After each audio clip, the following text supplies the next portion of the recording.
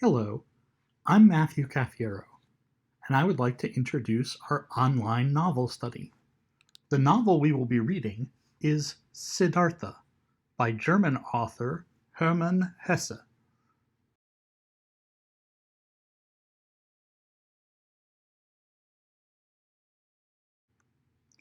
Chapter 1: The Brahman's Son. A vocabulary note. A Brahman, in Hinduism, the religion of India and some surrounding areas, is a educated priest or holy person. A Brahman's son would be a person of economic, religious, and political significance in his community.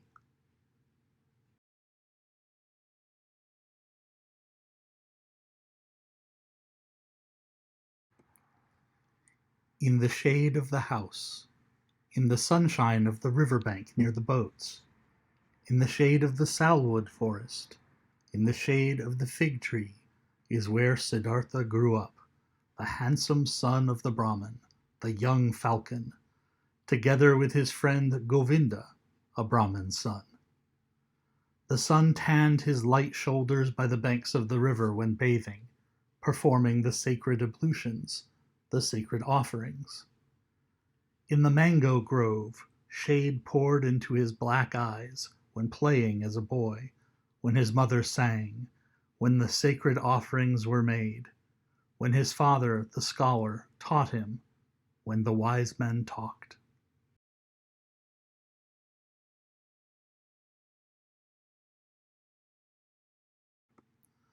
For a long time, Siddhartha had been partaking in the discussions of the wise men, practicing debate with Govinda, practicing with Govinda the art of reflection, the service of meditation.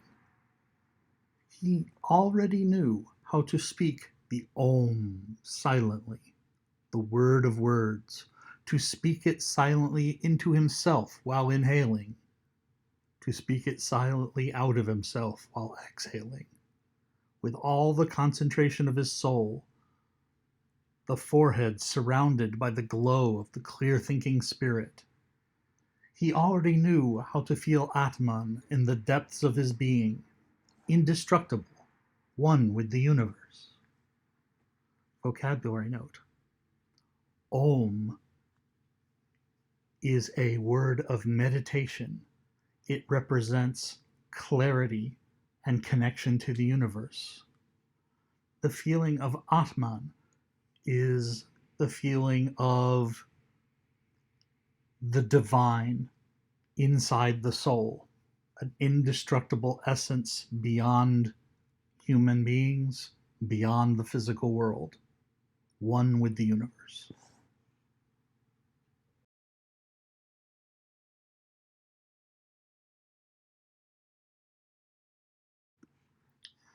Joy leapt in his father's heart for his son who was quick to learn, thirsty for knowledge.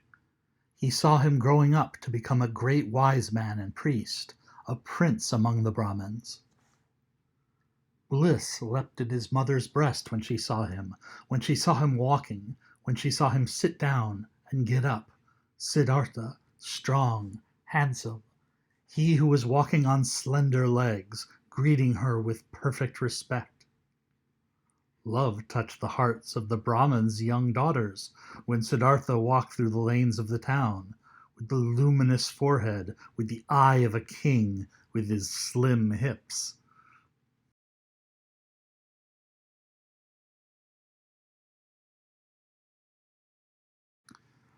But more than all the others, he was loved by Govinda, his friend, the son of a Brahmin. He loved Siddhartha's eye and sweet voice. He loved his walk and the perfect decency of his movements. He loved everything Siddhartha did and said, and what he loved most was his spirit, his transcendent, fiery thoughts, his ardent will, his high calling. Govinda knew he would not become a common Brahmin, not a lazy official in charge of offerings. not a greedy merchant with magic spells, not a vain, vacuous speaker, not a mean, deceitful priest, and also not a decent, stupid sheep in the herd of the many. No, he, Govinda, as well, did not want to become one of those, not one of those tens of thousands of Brahmins. He wanted to follow Siddhartha, the beloved, the splendid. And in days to come, when Siddhartha would become a god, when he would join the glorious, then Govinda wanted to follow him as his friend, his companion, his servant, his spear carrier, his shadow. Siddhartha was thus loved by everyone. He was a source of joy for everybody. He was a delight for them all. A note on the text. The preceding passages make it clear that Siddhartha is wise, admirable, beautiful, inspiring. His parents find him delightful. The young women of the town find him attractive. And his friend Govinda believes that he is destined for greatness, to become a god, to become more than an ordinary person. And Govinda, recognizing this, has hitched himself to Siddhartha as a disciple, a follower, a friend, and a believer. Everyone loves Siddhartha, and he is described in these terms as being almost perfect.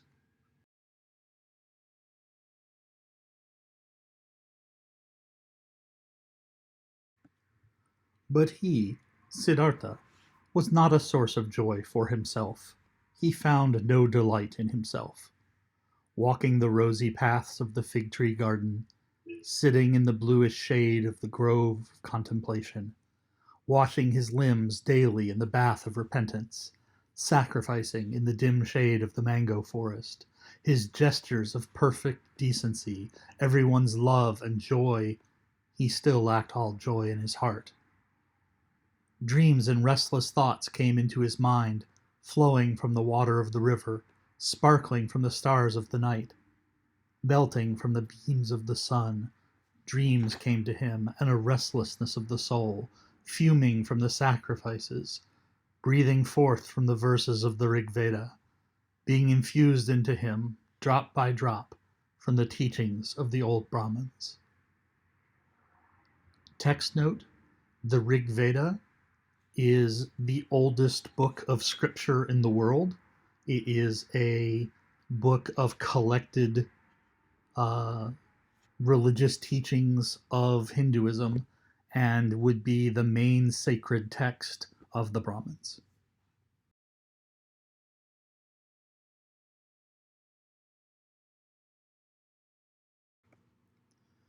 Siddhartha had started to nurse discontent in himself.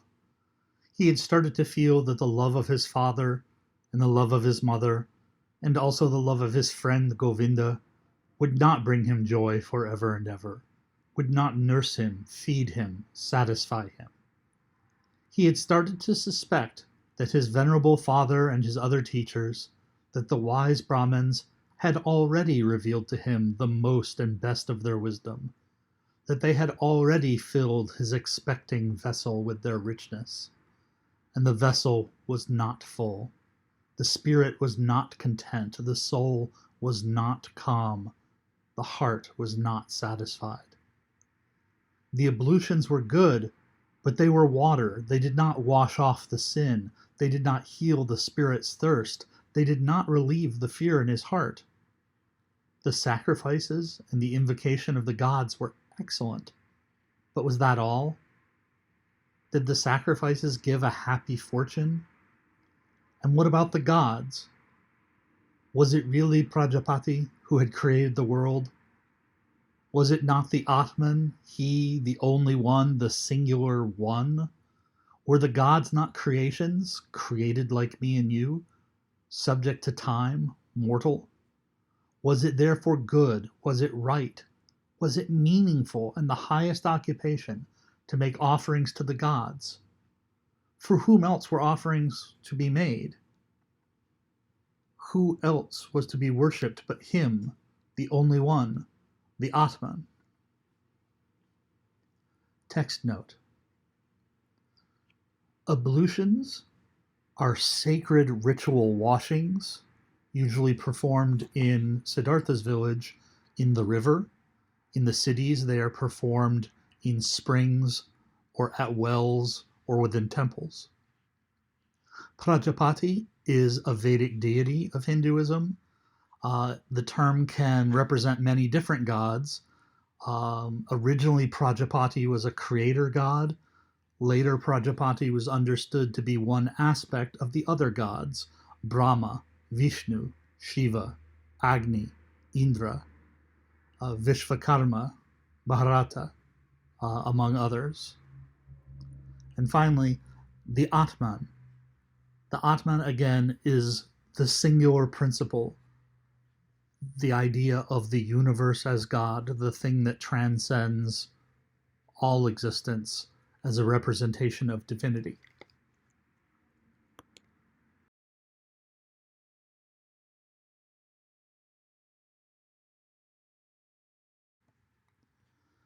And where was Atman to be found? Where did he reside? Where did his eternal heart beat? Where else but in one's own self? In its innermost part, in its indestructible part, which everyone had in himself. But where? Where was this self, this innermost part, this ultimate part? It was not flesh and bone. It was neither thought nor consciousness, thus the wisest one taught. So, where was it? To reach this place, the self, myself, the Atman, was there another way, which was worthwhile looking for? Alas, and no one showed this way, nobody knew it, not the Father, and not the teachers and wise men, not the holy sacrificial songs. They knew everything, the Brahmins in their holy books, they knew everything. They had taken care of everything, and more than everything. The creation of the world, the origin of speech, of food, of inhaling, of exhaling, the arrangement of the senses, the acts of the gods. They knew infinitely much. But it was valuable to know all of this. But was it valuable to know all of this, not knowing that one and only thing, the most important thing, the solely important thing? A text note. Siddhartha is undergoing here what we would call today an existential crisis.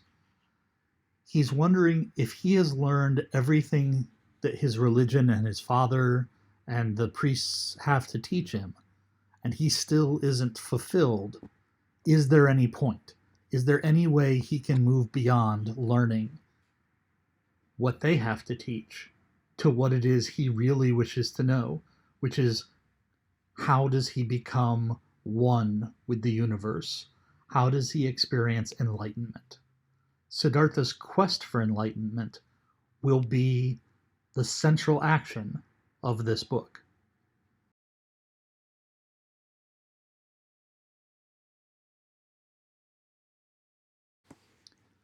Surely, many verses of the holy books, particularly in the Upanishads of Samaveda, spoke of this innermost and ultimate thing. Wonderful verses. Your soul is the whole world was written there. And it was written that man in his sleep, in his deep sleep, would meet with his innermost part and would reside in the Atman. Marvelous wisdom was in these verses.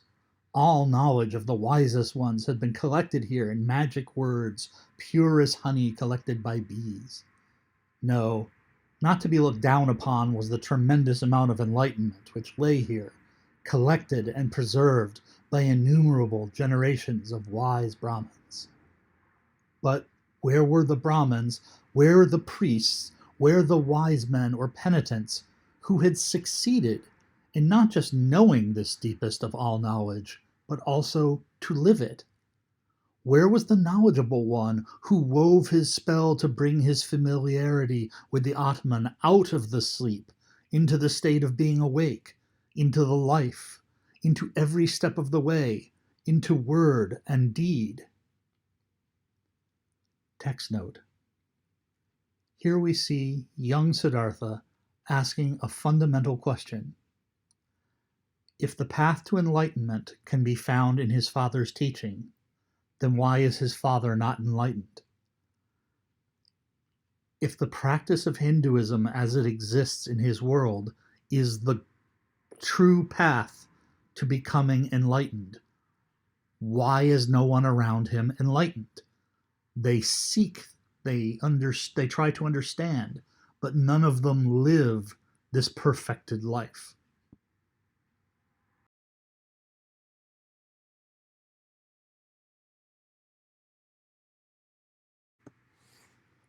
Siddhartha knew many venerable Brahmins, chiefly his father, the pure one, the scholar, the most venerable one. His father was to be admired. Quiet and noble were his manners, pure his life, wise his words, delicate and noble thoughts lived behind its brow.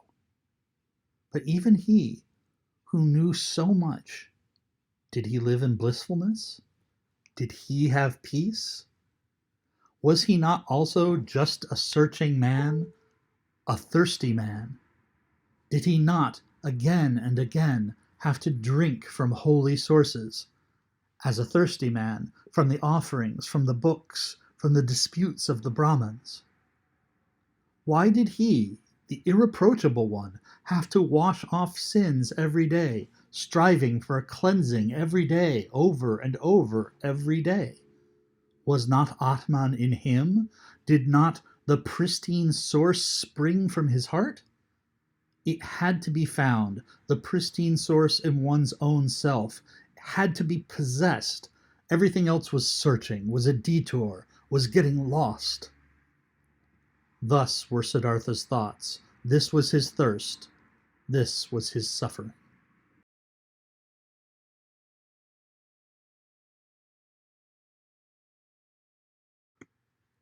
Often he spoke to himself from a Chandogya Upanishad the words, "Truly, the name of the Brahman is Satyam. Verily, he who knows such a thing will enter the heavenly world every day." Often it seemed near the heavenly world, but when never had he reached it completely, never he had quenched the ultimate thirst. And among all the wise and wisest men he knew, and whose instructions he had received, among all of them there was no one who had reached it completely, the heavenly world, who had quenched it completely, the eternal thirst. "Govinda," Siddhartha spoke to his friend, "Govinda, my dear, come with me, under the banyan tree. Let's practice meditation." Text note. The Upanishads that have been mentioned are other scriptures. They are holy books of the Brahmins. Truly the name of the Brahman is Satyam. Satya means truth. Satyam, therefore, would be honest. So the Brahman is honest. They speak truth. Siddhartha feels that he gets close to truth, but can never finally reach it. That he is constantly on a journey, never arriving at a destination.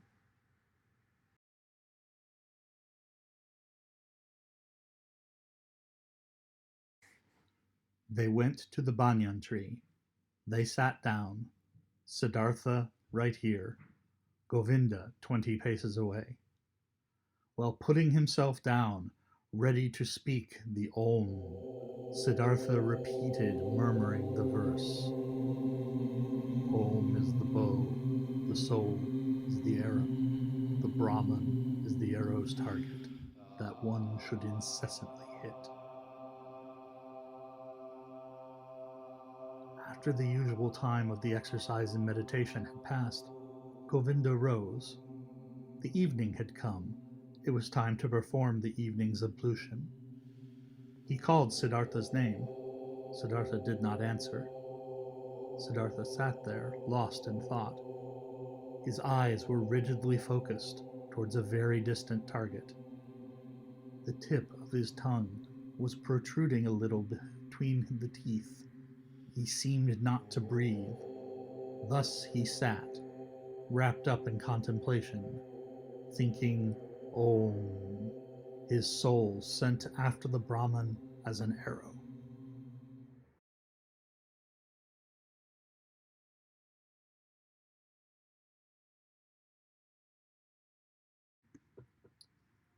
Once, Samanas had traveled through Siddhartha's town, ascetics on a pilgrimage, 3 skinny, withered men, neither old nor young, with dusty and bloody shoulders, almost naked, scorched by the sun, surrounded by loneliness, strangers and enemies to the world, strangers and lank jackals in the realm of humans. Behind them blew a hot scent of quiet passion, of destructive service, of merciless self-denial. In the evening, after the hour of contemplation, Siddhartha spoke to Govinda. Early tomorrow morning, my friend, Siddhartha will go to the Samanas. He will become a Samana. Text note.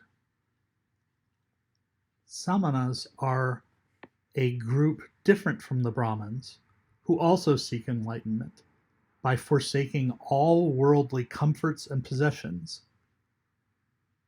They travel almost naked, usually with a bowl for begging, and perhaps a stick to help them walk.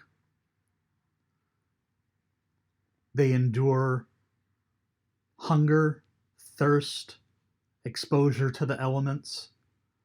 They believe that by stripping away all physical distractions, they can become closer to enlightenment. Having pursued the comfortable intellectual path of the Brahmins, Siddhartha will now try a more discipline-based path of the Samanas.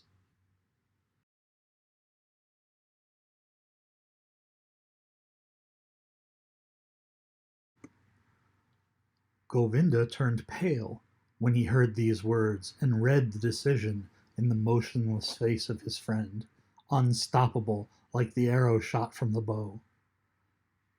Soon, and with the first glance, Govinda realized, now is the beginning. Now Siddhartha is taking his own way.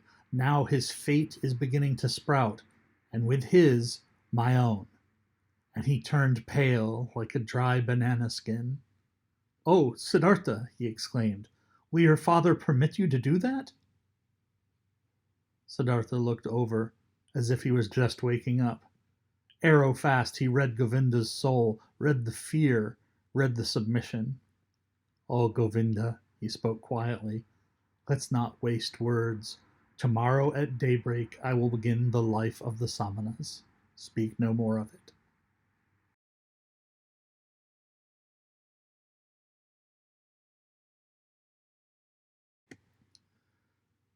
Siddhartha entered the chamber, where his father was sitting on a mat of bast, and stepped behind his father, and remained standing there, until his father felt that someone was standing behind him. Said the Brahman, Is that you, Siddhartha? Then say what you came to say. Spoke Siddhartha. With your permission, my father, I came to tell you that it is my longing to leave your house tomorrow and go to the ascetics. My desire is to become a samana. May my father not oppose this. The Brahman fell silent, and remained silent for so long that the stars in the small window wandered and changed their relative positions ere the silence was broken. Silent and motionless stood the son with his arms folded. Silent and motionless sat the father on the mat, and the stars traced their paths in the sky. Then spoke the father. Not proper it is for a Brahmin to speak harsh and angry words. But indignation is in my heart. I wish not to hear this request from you a second time. I wish not to hear this request for a second time from your mouth.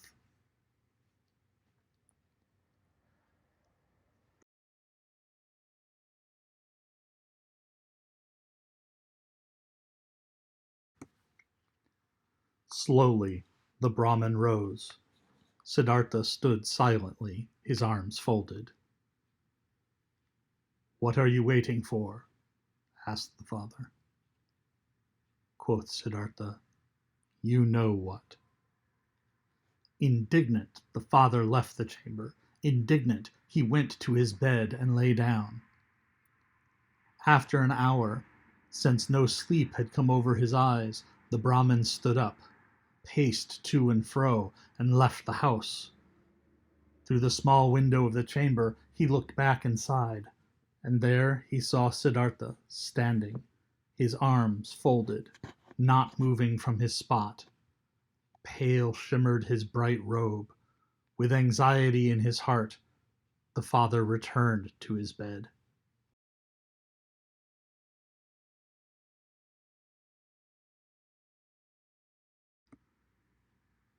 After another hour, since no sleep had come over his eyes, the Brahmin stood up again, paced to and fro, walked out of the house, and saw that the moon had risen.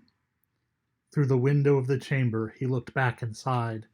There stood Siddhartha, not moving from his spot, his arms folded, moonlight reflecting from his bare shins. With worry in his heart, the father went back to bed. And he came back after an hour. He came back after 2 hours, looked through the small window, saw Siddhartha standing in the moonlight, by the light of the stars, in the darkness. And he came back hour after hour, silently.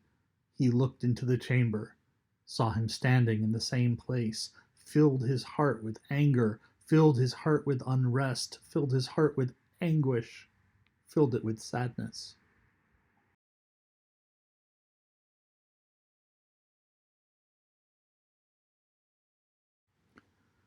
And in the night's last hour, before the day began, he returned, stepped into the room, saw the young man standing there, who seemed tall and like a stranger to him.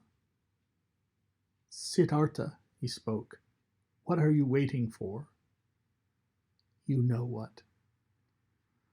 "Will you always stand that way and wait until it becomes morning, noon, and evening?"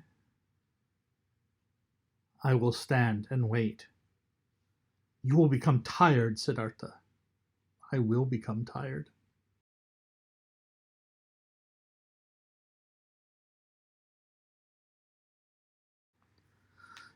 "You will fall asleep, Siddhartha." "I will not fall asleep." "You will die, Siddhartha." "I will die." "And would you rather die than obey your father?" Siddhartha has always obeyed his father. "So will you abandon your plan?" Siddhartha will do what his father will tell him to do.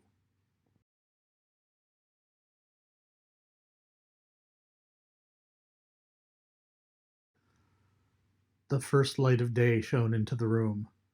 The Brahmin saw that Siddhartha was trembling softly in his knees. In Siddhartha's face he saw no trembling. His eyes were fixed on a distant spot.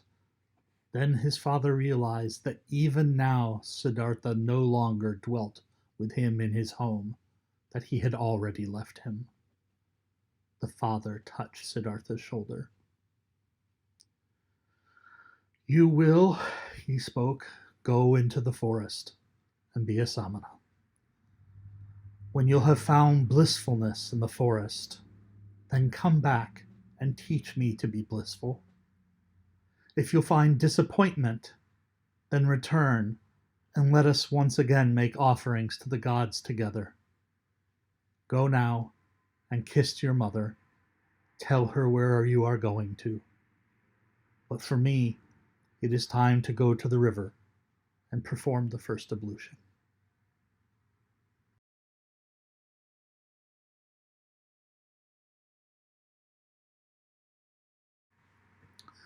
He took his hand from the shoulder of his son and went outside.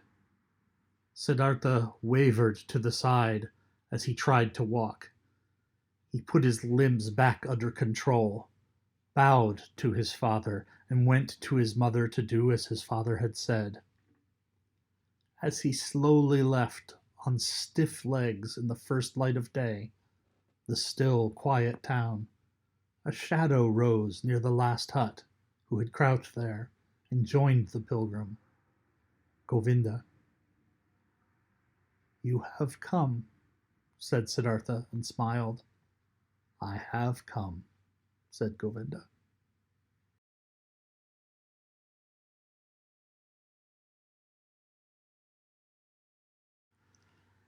And this brings us to the end of Chapter 1 of Siddhartha.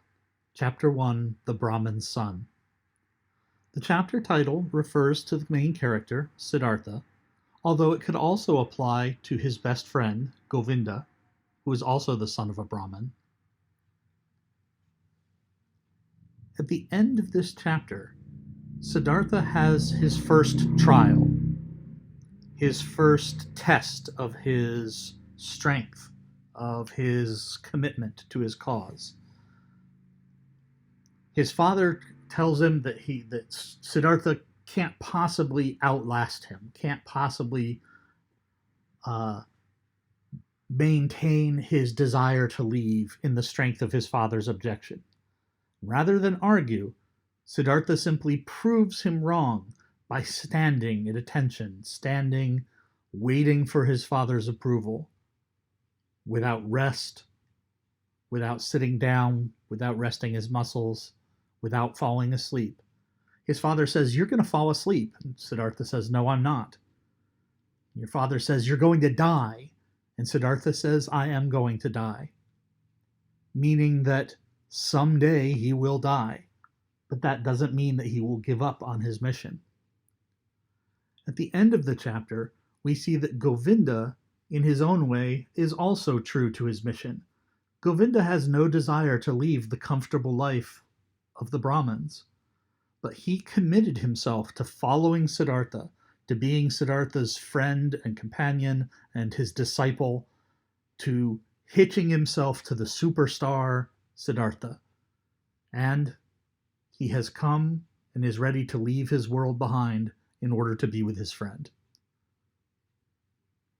Thank you for following along with us. This brings us to the end of Siddhartha, Chapter 1.